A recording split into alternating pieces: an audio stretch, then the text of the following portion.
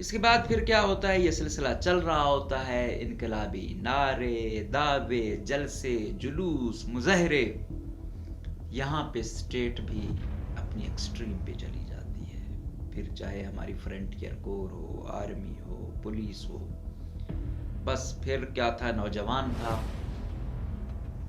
اور یہ آپ کہہ سکتے ہیں یہ 2002 ماڈل، 2001 یا 2 میں وہ جو ایجوکیٹڈ یا کریم کلاس تھی، اور بلوچستان میں پہلے اتنے بڑے لیول پہ یوتھ ابھر کر آ رہی تھی. لیکن یہ ان واقعات کے بعد جو یہ نکلے اور پھر وہ ایکسٹریم پہ بھی چلے گئے تھے، تو ریاست نے پھر بروٹیلٹی کرنا شروع کر دی. ریاست کو انفارچونیٹلی یہی حل نظر آتا ہے ہمیشہ کہ بھائی طاقت کے زور پہ ہی روکا جائے. میرے خیال میں بہت سارے اور ہو سکتے ہیں، میرے خیال میں یہ آخری حل ہوتا ہے، اور مہذب ریاستوں میں شاید یہ آخری حل بھی نہیں ہوتا تشدد کا اس لیول پہ جانا. اور باقی ٹھیک ہے، پکڑتے ہیں، گرفتار کریں، جیلوں میں ڈالیں، اور بائی پروسیس، بائی کانسٹیٹیوشن پھانسی پر بھی آپ لے کے جائیں تو کوئی انکار ہی نہیں کرے گا، کہے گا اس کا یہ جرم ہے.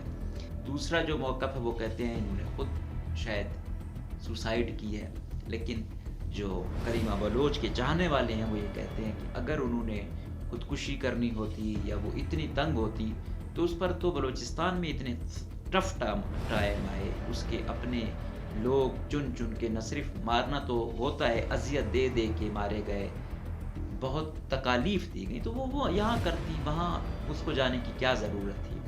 بہرحال آج تک یہ ایک مسٹری ہے، اس کا کچھ پتہ نہیں چلا.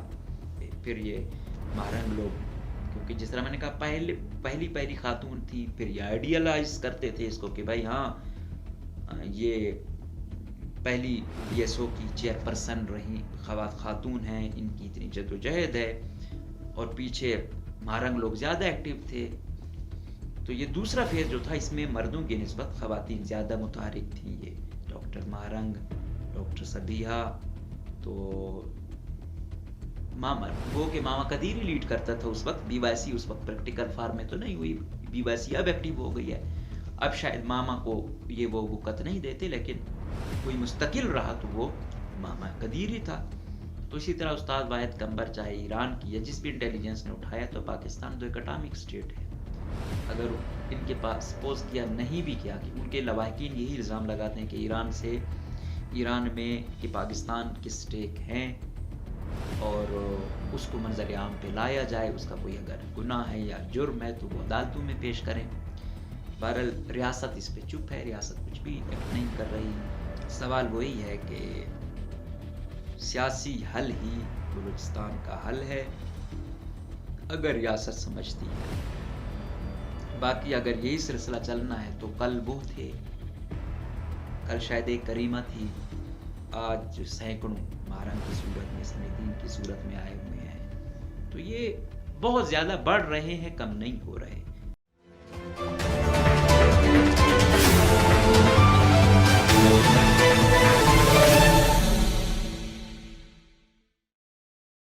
السلام علیکم، مجھے کہتے ہیں مقبول احمد. آج ہم بات کریں گے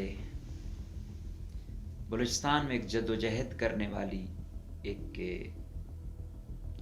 نوجوان ایکٹیوسٹ اور ایک ٹرینڈ سیٹ کرنے والی اور وومن امپاورمنٹ پہ کام کرنے والی شخصیت کریمہ بلوچ صاحبہ کی. غالباً 1986 میں محراب بلوچ کے گھر میں ان کی پیدائش ہوئی، اور ان کا جائے پیدائش دبئی تھا. لیکن کچھ ہی عرصے بعد ان کے والد صاحب دوبارہ بلوچستان کے علاقے اور ان کے آبائی جو گاؤں ہے یا علاقہ ہے تم، وہاں پر آئے. تو وہاں پر ہی گرلز ہائی اسکول اور انٹر کالج تم میں کریمہ نے اپنی تعلیم حاصل کی، اور مزید تعلیم کے لیے عطا شاد ڈگری کالج تربت چلی گئی. تربت ہیڈ کوارٹر ہے کیچ ڈسٹرکٹ کا. اچھا، ان کے والدین جو تھے وہ سیاسی نہیں تھے، لیکن اس کے جو چچا لوگ تھے اور جو ماما لوگ تھے وہ سیاسی لوگ تھے. تو یوں مطلب پرورش جو ہوئی گھرانہ آپ اس کو کہہ سکتے ہیں سیاسی گھرانہ ہوا، گو کہ والدین پریکٹیکلی نہیں تھے کیونکہ وہ دبئی میں یا ادھر ہی مصروف ہوتے تھے. اب آپ کو پتہ ہے جو دبئی گیا ہوا ہے کمانے کے لیے، وہاں رہنے کے لیے، تو وہاں پہ ایسا ایشوز نہیں ہوتے، تو ان کو ضرورت نہیں ہے. ان کی حکومتوں نے تو بہت کچھ کیا ہوتا ہے، تو وہاں سیاست کی ضرورت ہے ہی نہیں، اور وہاں ویسے بھی کنگ شپ ہے. تو جب بلوچستان کا رخ کرتے ہیں تو یہاں پہ آپ کو سیاست کرنی پڑتی ہے اپنے لیے، اپنے خاندان کے لیے، اپنے علاقے کے لیے. تو یوں چاچا اور ماما لوگ سیاسی لوگ تھے، تو ان کا بھی جھکاؤ اس طرف چلا گیا. تو بلوچستان میں اسپیشلی جو بلوچوں کی سیاسی پارٹیوں کی جو مادر علمی ہے یا جہاں سے یہ نکلتی ہیں، BSO یعنی بلوچ اسٹوڈنٹ آرگنائزیشن، تو یہ BSO نے 2005 میں تمپ میں گرلز ونگ بنایا جو ان کا آبائی علاقہ تھا، اور وہاں پہ ان کو سربراہ نامزد کیا. اچھا، انہوں نے پھر بڑا کام کیا، انگیج کیا. اس وقت یہ ینگ تھی، یہ جو ابھی مہارنگ لوگ ہیں یا ان سے بھی 5-6 سال کا، مطلب 2019-20 میں اگر یہ 36 کی ہو رہی ہیں تو 2005 میں ان کی کیا عمر ہوگی. تو مطلب بہت کم ایج میں پارٹیسپیشن ان کی ہو گئی تھی. تو 2005 میں ان کو ملی، انہوں نے بہت کام کیا، کافی متاثر کیا. یہی وجہ ہے کہ 2006 میں اس کو BSO آزاد نے اپنی جو مرکزی کمیٹی ہے اس کا رکن منتخب کیا. اچھا، یہ 2006 میں یہ رکن منتخب ہوتی ہیں، ادھر سے ڈیرہ بگٹی میں آپریشن چل رہا ہوتا ہے، اور وہاں پہ نواب اکبر خان بگٹی کو قتل کیا جاتا ہے. اور جب قتل کیا جاتا ہے تو پھر آپ دیکھتے ہیں کہ وہ ایک سیاسی پارٹی کے بھی سربراہ تھے، سابق وزیر اعلیٰ، سابق گورنر بلوچستان رہ چکے تھے، ایک بہت بڑا نام تھے. تو لوگ سڑکوں پر آئے، جن میں خواتین، بچے، بزرگ، سیاسی کارکن، تمام سٹیک ہولڈر شامل تھے.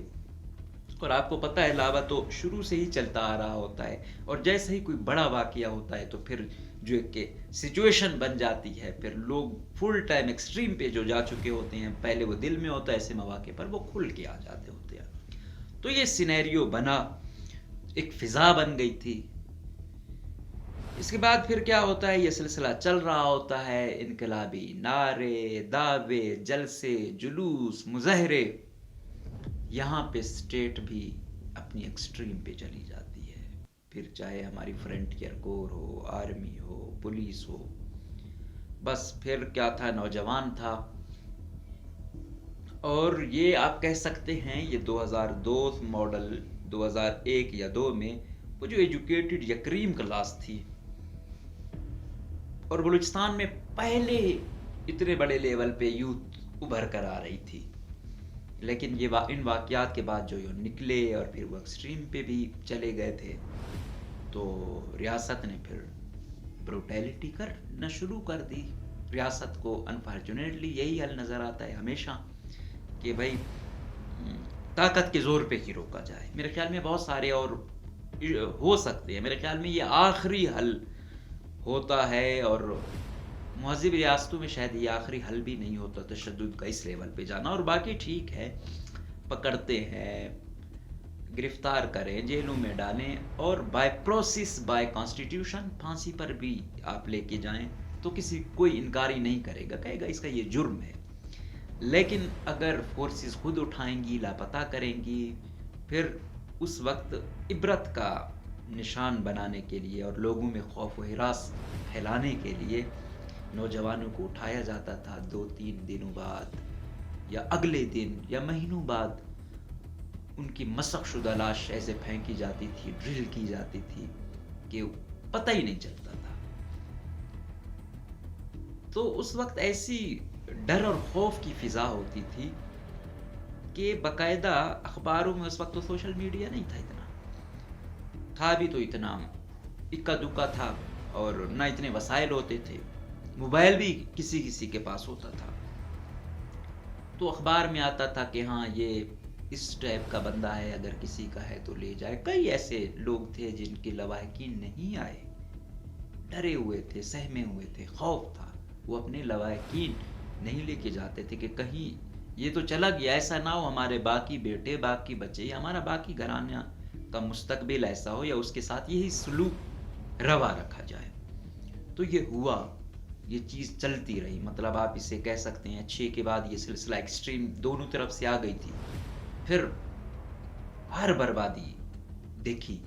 اس پر وہ کسی ایک شاعر نے کہا تھا کہ قتل گاہوں میں رعایت نہیں برتی جاتی، کوئی اکبر ہو کہ اصغر نہیں دیکھا جاتا.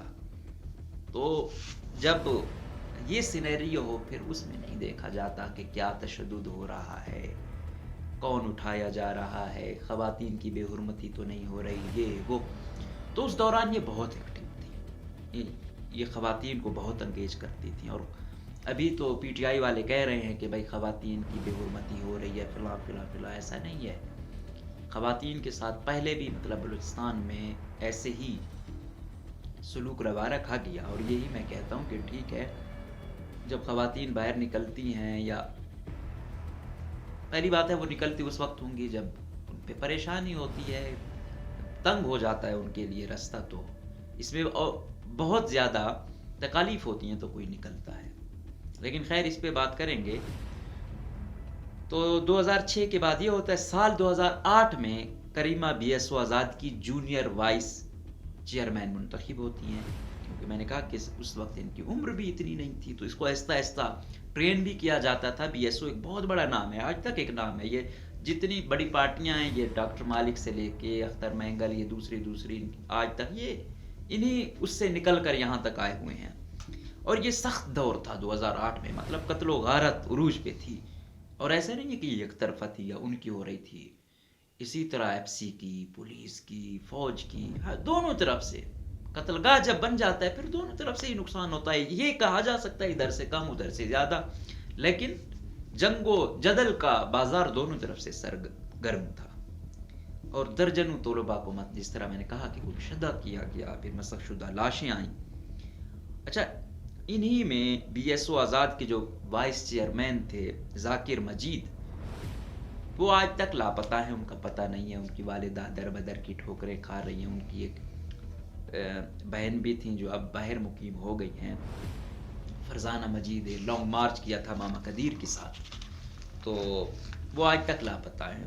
دوسری میرے خیال میں ان کی ایک بہن ہے جو ڈاکٹر ہے، یہاں پہ کام کر رہی ہیں. چلو کہیں نہ کہیں ریاست پہلے تو بہت تنگ کرتی تھی باقی خاندان والوں کو، لیکن بعد میں اسے آئی نہیں. جو ملوث ہے یا جو گوریلا وارفیئر کو سمجھتا ہے تو اس میں ایسا نہیں ہوتا کہ آپ کا پورا گھرانہ مطلب ملوث ہو.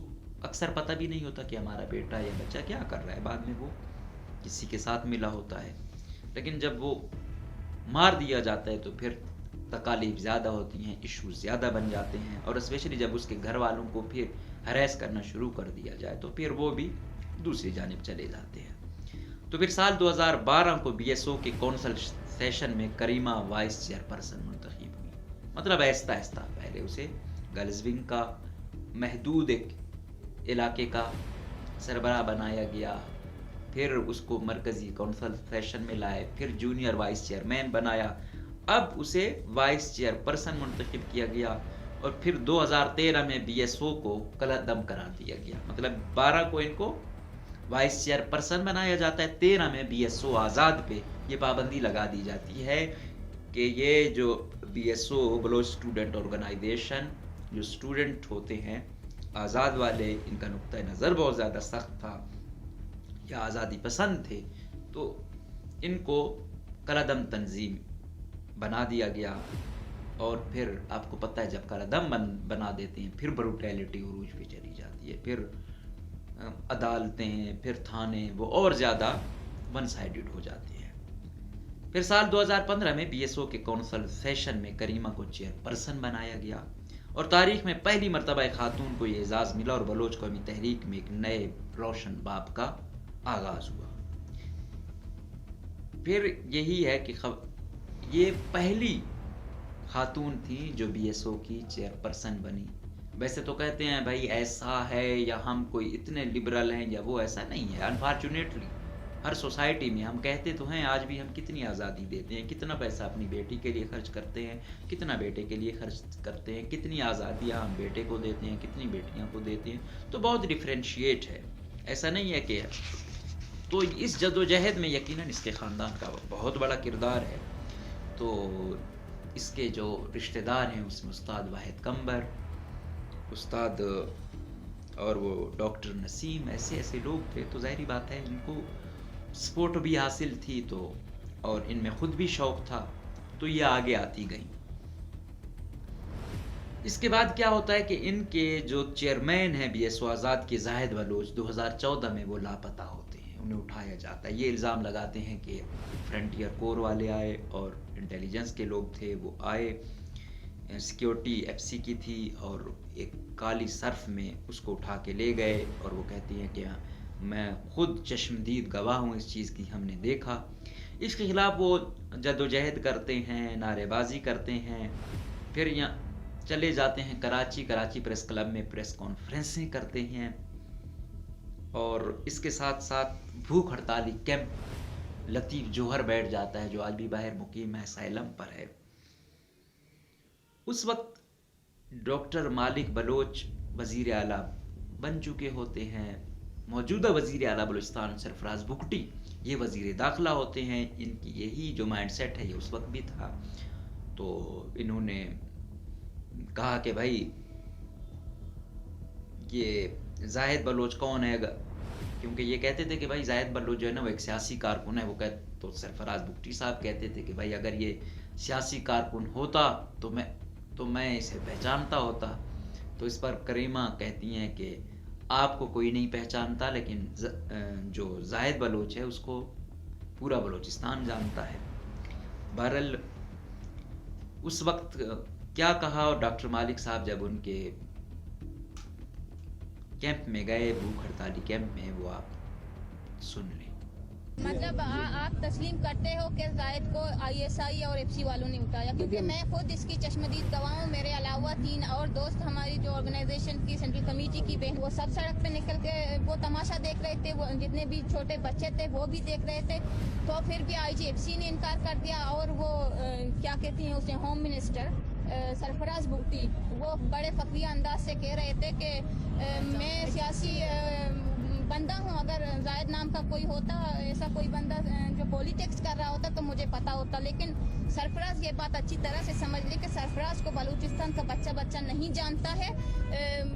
کچھ لوگ اس کو, سیاسی لوگ اس کو جانتے ہوں گے جو پارلیمنٹ میں بیٹھے ہیں, لیکن زاہد بلوچ کو بلوچستان کا بچہ جانتا ہے. وہ ان کی وجود سے انکار کر کے ایجنسی والوں کو, جنہوں نے ہمارے سامنے ان کو اٹھایا, اور ایف سی والوں کو شے دے رہے ہیں کہ وہ زاہد کو نقصان پہنچایا. ہم سمجھتے ہیں اگر زاہد کو کسی بھی طرح کا کوئی نقصان پہنچا تو ہم سمجھتے ہیں کہ اس کے ذمہ دار سب لوگ ہیں, یہاں جتنے بھی حکومت میں بیٹھے ہوئے ہیں اور اس بات کی تردید کر رہے ہیں, اور آئی ایس آئی والے ہیں, ایف سی والے ہیں. اور وہ میں آج کھل کے میڈیا کے سامنے یہ کہوں گی کہ ایف سی والے, آئی ایس آئی والے یہ نہ سوچیں کہ اگر انہوں نے زاہد کو نقصان پہنچایا تو ہم اپنا یہ احتجاج ختم کریں گے. ہم آخری حد تک جائیں گے اور وہ ان کو لائیں گے عدالتوں میں کہ وہ بتائیں کہ اس نے کس جرم میں اور کس قانون کے تحت ہمارے چیئرمین کو کوئی نقصان پہنچایا. جس طرح ابھی سینکڑوں کے حساب سے اجتماعی قبروں میں ہمارے لوگ مل رہے ہیں, ہمارے بھائی مل رہے ہیں. ہمارے ایکس چیئرمین ذاکر مجید پچھلے 4 سالوں سے لاپتہ ہے. ہمارے جوائنٹ مرکزی جو سیکرٹری جنرل تھے شفیع بلوچ, ان کو اغوا کر کے 2 دن بعد ان کی لاش پھینک دی گئی تھی. قمبر چاکر, کامریڈ قیوم جو ہمارے سینٹرل کمیٹی میں تھے, شہید رضا جہانگیر جو ہمارے مرکزی سیکرٹری جنرل تھے, ان کو شہید کیا گیا. تو ہم کیسے یقین کر لیں کہ زاہد کے ساتھ ایسا نہیں ہو سکتا. اور اپیل تو نواب خیر بخش مری جیسے انسان نے ہمارے ساتھ کی تھی, ان کے جیسے لیڈر نے ہمارے ساتھ کی تھی, جو ہمارے دکھ میں, ہمارے درد میں شریک ہے, جو کافی سالوں سے اپنی زندگی, ذاتی زندگی چھوڑ کر آزادی کے خاطر در بدر ہوا تھا. اس کی فیملی در بدر ہوئی تھی. ابھی انہوں نے بھی کیا تھا. استاد محمد علی تالپور جیسے انسان نے 3 بار آ کے یہاں پہ کیمپ پہ اپیل کیا تھا ہم سے کہ ہماری قاتل ختم کر لینا. ہمارے لیے ان کا جو ان کی جو رائے وہ سب قابل احترام ہے, لیکن فیصلہ ہمارا آرگنائزیشن کا ہوگا. اور جب تک ہمارے چیئرمین کو منظر عام پہ نہیں لے کے آیا جاتا, اور جب تک آئی ایس آئی والے اور ایف سی والے تسلیم نہیں کرتے کہ زاہد ان کے پاس ہے, جس دن انہوں نے تسلیم کیا, ہمارا किसी को भी हमसे अपील करने की ज़रूरत नहीं है, हमारा ये भूख हड़ताल कैंप खुद ब खुद ख़त्म हो जाएगा। और दूसरी बात, वो कह रहे हैं कि हमने उठाया ही नहीं है, तो हम समझते हैं कि वो उसको नुकसान देंगे। उसको नुकसान देने की सूरत में भी हम यहाँ से नहीं उठेंगे, हम अपना एहतजाज ख़त्म नहीं करेंगे। उनको उस पर और उनकी जो हरकत है उसको शे दे रहे हैं होम मिनिस्टर, और वो कह रहे हैं कि वो जायद को नहीं जानते। हम कहते हैं कि जायद एक पॉलिटिकल वर्कर है। आपको तो पता है, आपने खुद तस्लीम किया है, हमारे पास इसके सबूत भी हैं। कितने कहाँ पे उन्होंने किस प्लेटफॉर्म से शुरू किया था। हमारे सियासी अख्तिलाफात नहीं हैं। सॉरी, आपने कहा था कि जायद के साथ मेरे सियासी अख्तिलाफात हैं, हमारे नज़रियाती अख्तिलाफात हैं। उनकी बिना पर जायद BSO आज़ाद उन्होंने ज्वाइन किया था, उस वजह से उनको उस नज़रियाती अख्तिलाफात की बुनियाद पर, क्योंकि वो एक अजीम नज़रिया रखते हैं, उस वजह से उनको उठाया गया है। ये बात तो क्लियर है। लेकिन हम समझते हैं कि एक स्टूडेंट ऑर्गेनाइजेशन पे बैन लगाना और उसके चेयरमैन को, उसके मरकजी चेयरमैन है, हमारा लीडर है, और हज़ारों बलूच नौजवानों का वो लीडर है। हमारी किताबों पे बैन लगाया जाता है, हमारी लाइब्रेरियों को जलाया जाता है, हमारे जो लिटरेचर है BSO आज़ाद की उनको जाके जलाया जाता है। FC बड़ी डटाई से हमारी लाइब्रेरियों पे चापा मारता है, हमारे लिटरेचर को वो कहते हैं कि कलअदम तंजीम का है। हम नहीं मानते, हम इसको कबूल भी नहीं करते, क्योंकि हम नहीं समझते कि एक स्टूडेंट ऑर्गेनाइजेशन पे बैन लगना चाहिए।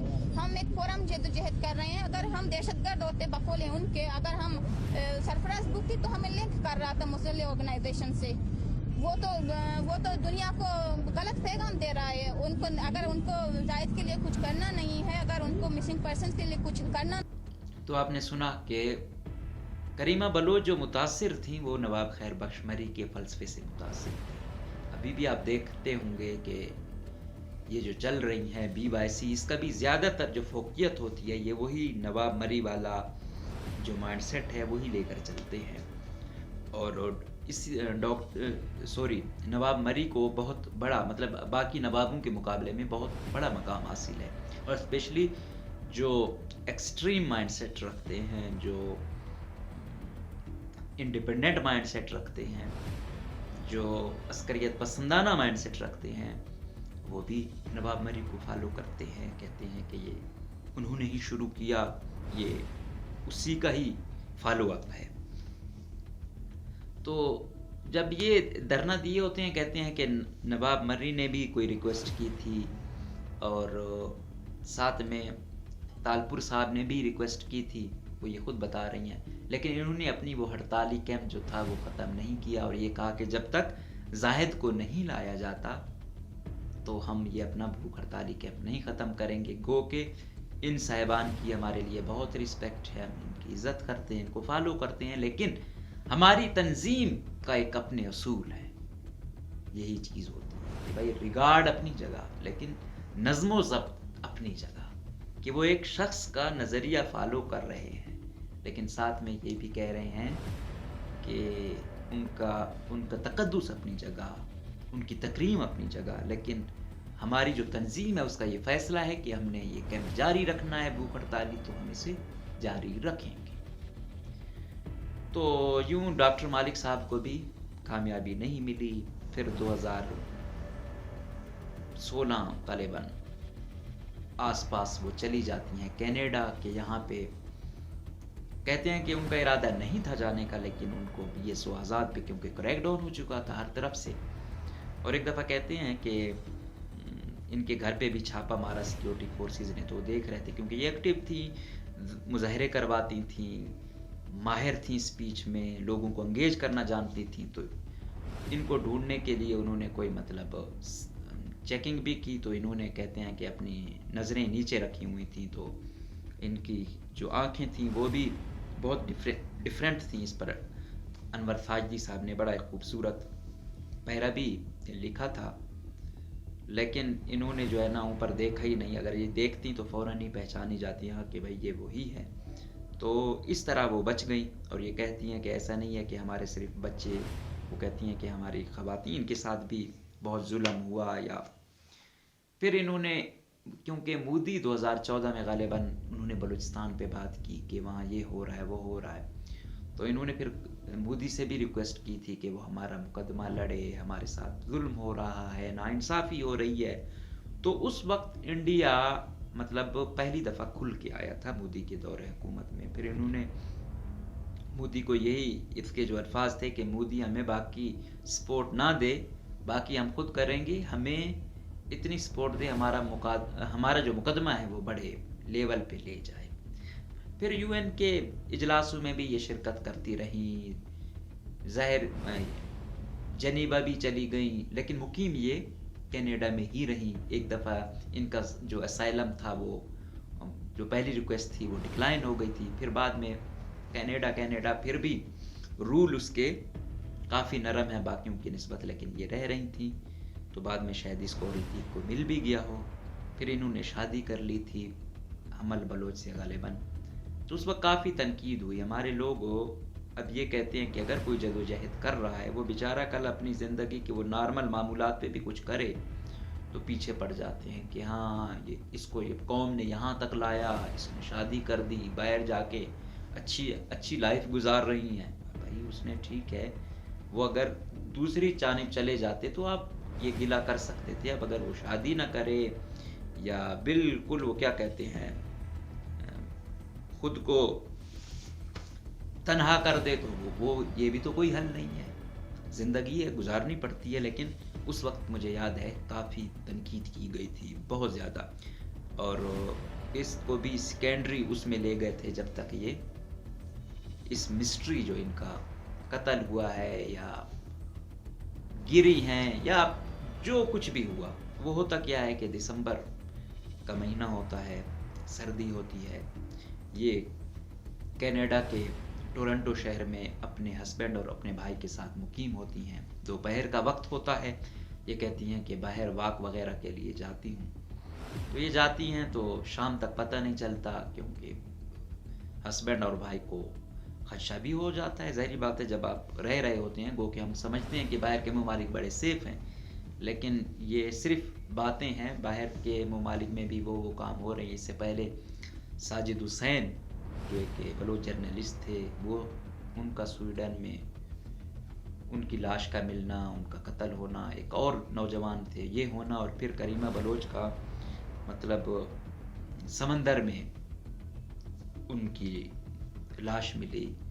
اب وہ دوسرا جو موقف ہے وہ کہتے ہیں انہوں نے خود شاید سوسائڈ کی ہے. لیکن جو کریمہ بلوچ کے چاہنے والے ہیں وہ یہ کہتے ہیں کہ اگر انہوں نے خودکشی کرنی ہوتی یا وہ اتنی تنگ ہوتی تو اس پر تو بلوچستان میں اتنے ٹف ٹائم آئے، اس کے اپنے لوگ چن چن کے نہ صرف مارنا تو ہوتا ہے، اذیت دے دے کے مارے گئے، بہت تکالیف دی گئی. تو وہ یہاں کرتی، وہاں اس کو جانے کی کیا ضرورت تھی. بہرحال آج تک یہ ایک مسٹری ہے، اس کا کچھ پتہ نہیں چلا. لیکن یہ تھا کہ کریمہ نے بڑا مطلب ایک تو جب پہلی آئی سیاست میں اتنی ایکٹیو تھی تو وومن کو لوگوں نے دیکھنا شروع کر دیا کہ بھائی اب خواتین بھی لیڈ کر رہی ہیں، ایک مثال بن گئی. اور پھر جب یہ فوت ہوئیں، وفات پا گئیں یا قتل کر دیا گیا، ہر بندے کا اپنا وہ ہے. پھر اس کے بعد جو مظاہرے ہوئے اور آج تک یہ جو BYC ہے، اس کریمہ کا اس میں آپ بڑا کردار سمجھ سکتے ہیں. وہ کیسے؟ کیونکہ BYC بننے سے پہلے یہ جو مہرنگ لوگ ہیں، یہ اسٹوڈنٹ ہوتے تھے، BMC کے چھوٹے چھوٹے مسائل پر احتجاج کرتے تھے. اسی دوران مہرنگ کا والد تو پہلے ہی مار دیا گیا، پھر اس کا بھائی لاپتہ ہوتا ہے، پھر یہ جدوجہد کرتی ہیں. پہلے یہ بھی باہر نہیں نکلتی. اگر آپ اس کی پچھلے والی پکس دیکھیں، یہ بھی ابایا میں ہوتی تھیں. لیکن جب بھائی بھی لاپتہ ہوا اور اکلوتا بھائی تھا، پھر یہ کچھ رہا نہیں. پھر انہوں نے اپنی جان کی بازی نکال دی کہ بھائی جب والد بھی چلا گیا، ایک بھائی اگر وہ بھی چلا جائے پھر ہمارا فائدہ. پھر سڑکوں پر آئے، مظاہرے کیے. تو یوں ان میں ایک شعور تو آ ہی رہا تھا بچپن سے ہی، لیکن جو ایسے واقعات ہیں جس طرح میں نے کہا ایکسٹریم پر لے جاتے ہیں. پھر ان کی وفات سے غالباً قبل برمش کا واقعہ ہوا تھا. یہ بھی تربت والے ایریاز میں، پتہ نہیں آبران انہی ایریاز میں ہوا تھا. تو برمش کے لیے مظاہرے ہوئے. برمش یکجہتی کمیٹی پہلے اس کا نام دیا گیا. بعد میں حیات بلوچ والا واقعہ، جس کو وہ KFC والے نے مار دیا تھا، اور وہ ایک بڑی تصویر وائرل ہو گئی تھی، اس کی والدہ اور والد آئے ہوئے تھے اس کی قتل پر، جہاں پہ اس کو مار دیا گیا کیونکہ ان کے سامنے ہی اس کو مارا تھا. تو وہ ایک ایکسٹریم پہ گیا تھا. پھر جب یہ خبر آئی کہ بھائی کریمہ ٹورنٹو میں جو ہے نا نہیں رہی یا مار دی گئی، تو پھر جو مظاہرے ہوئے وہ پھر ایکسٹریم پر تھے. پھر یہ مہرنگ لوگ، کیونکہ جس طرح میں نے کہا پہلی خاتون تھی، پھر یہ آئیڈیالائز کرتے تھے اس کو کہ بھائی ہاں یہ پہلی بی ایس او کی چیئر پرسن رہی خاتون ہیں، ان کی اتنی جدوجہد ہے، اور پیچھے مہرنگ لوگ زیادہ ایکٹیو تھے. تو یہ دوسرا فیز جو تھا، اس میں مردوں کی نسبت خواتین زیادہ متحرک تھیں. یہ ڈاکٹر مہرنگ، ڈاکٹر صبیحہ، تو گو کہ ماما قدیر ہی لیڈ کرتا تھا اس وقت. بی وائی سی اس وقت پریکٹیکل فارم میں تو نہیں ہوئی، بی وائی سی اب ایکٹیو ہو گئی ہے. اب شاید ماما کو یہ وہ وقت نہیں دیتے، لیکن کوئی مستقل رہا تو وہ ماما قدیر ہی تھا. پھر مظاہرے کرتے رہے، کھل کے آتے رہے، پھر منظم کیا. پھر یہی ڈاکٹر صبیحہ بیساکھ کی میرے خیال میں چیئر پرسن بن گئیں. پھر بیساکھ میں خواتین کو آگے لایا گیا. تو بیساکھ کا بھی مائنڈ سیٹ بڑا جو ہے نا وہ ہے، ان کی نسبت بی ایس او پجار یا بی ایس او محی الدین کی نسبت زیادہ سخت ہے. تو اس طرح یہ نکل کے آئے. لیکن ان کا بھی آئیڈیل یا یہ بھی جس کو دیکھتے تھے یا جس کی سٹرگل کو فالو کرتے تھے وہ کریمہ تھی. تو یہ کریمہ کی سٹوری تھی، آج تک اس کی مسٹری ہے. لیکن یہ ہے کہ اس نے جو لڑکیاں تھیں ان کے لیے بڑے دروازے کھولے، بڑا ان کو منظم کیا، ان کے لیے ایک مشعل راہ ضرور بنی. آج مہرنگ ہے یا سمیدین ہے یا دوسرے ہیں، تو اس کا خاندان جو کریمہ کا تھا وہ بھی، اس کے ماما لوگ، چاچا لوگ، کزن لوگ لاپتہ ہوئے، مار دیے گئے. تو یہ خاندان مطلب کافی متاثر رہا ہے. اور ابھی بھی اس کے خاندان کے استاد واحد قمبر جو ایک مزاحمت میں ایک بڑا نام ہے، آج کہہ رہے ہیں کہ وہ سیاسی جدوجہد کی، اب تو وہ 76 ایئر غالباً ان کی عمر ہے. ان کی بیٹیاں آج کل، جب وہ 6-7 سال کی تھیں بھی جدوجہد کر رہی تھیں، اس وقت بھی وہ لاپتہ ہوئے تھے. پھر آئے یہاں پہ، چلتا رہا مقدمہ، کوئی 2-3-4 سال بعد ان کی ضمانت ہو گئی تھی. پھر وہ چلے گئے. پھر اب جولائی کے مہینے میں ایران سے پھر وہ لاپتہ ہو گئے ہیں. ابھی ان کی بیٹیاں پروفیشنل بن گئی ہیں، ایک وکیل بنی ہوئی تھی، ایک انجینئر بن گئی ہے. تو لیکن ابھی پھر ان کا والد لاپتہ ہے. تو لیکن آیا پاکستانی ریاست کے پاس ہے یا نہیں؟ اگر ہے بھی وہ ایک بہت بڑا نام ہے. استاد واحد قمبر سے اگر جس ریاست کے پاس بھی ہے، اگر سپوز کیا ایران کی ریاست کے پاس بھی ہے، تو اگر پاکستان اس کو ریگارڈ دے جس طرح دیا گیا ضیاء الحق کے دور میں، تو میرے خیال میں ہم کہتے ہیں نا کہ بھائی بھٹو نے یہ ظلم کیا، مشرف نے یہ ظلم کیا، عوام کہتے ہیں کہ بھائی اگر ضیاء الحق گو کہ اس کی بڑے ہی گناہ ہیں، لیکن اس نے اس قیادت کو، نیب کی قیادت کو جو چھوڑا، اس کے مسئلے ختم کیے، تو وہ اس کا پازیٹیو سٹیپ آج تک گردانا جاتا ہے. تو اسی طرح استاد واحد قمبر چاہے ایران کی یا جس بھی انٹیلیجنس نے اٹھایا، تو پاکستان تو ایک اٹامک سٹیٹ ہے. اگر ان کے پاس سپوز کیا نہیں بھی کیا، کہ ان کے لواحقین یہی الزام لگاتے ہیں کہ ایران میں کہ پاکستان کے سٹیک ہیں، اور اس کو منظر عام پہ لایا جائے، اس کا کوئی اگر گناہ ہے یا جرم ہے تو وہ عدالتوں میں پیش کریں. بہرحال ریاست اس پہ چپ ہے، ریاست کچھ بھی ایکٹ نہیں کر رہی. ابھی 1-2 دن قبل تربت میں بہت بڑا مظاہرہ ہوا، اور یہ لوگ آہستہ آہستہ انگیج کر رہے ہیں. میرے خیال میں ابھی آگے ان کا کوئٹہ میں اور باقی شہروں میں بھی ہے. لیکن سوال وہی ہے کہ سیاسی حل ہی بلوچستان کا حل ہے، اگر ریاست سمجھتی ہے. باقی اگر یہی سلسلہ چلنا ہے تو کل وہ تھے، کل شاید ایک کریمہ تھی، آج سینکڑوں مہرنگ کی صورت میں، سمیدین کی صورت میں آئے ہوئے ہیں. تو یہ بہت زیادہ بڑھ رہے ہیں، کم نہیں ہو رہے. یہ وہ افیکٹیز فیملیز ہیں. اگر مزید آپ افیکٹ کرو گے لوگوں کو، تو پھر اور زیادہ گھرانوں کے لوگ آ جائیں گے. تو یہ سلسلہ کم نہیں ہوگا.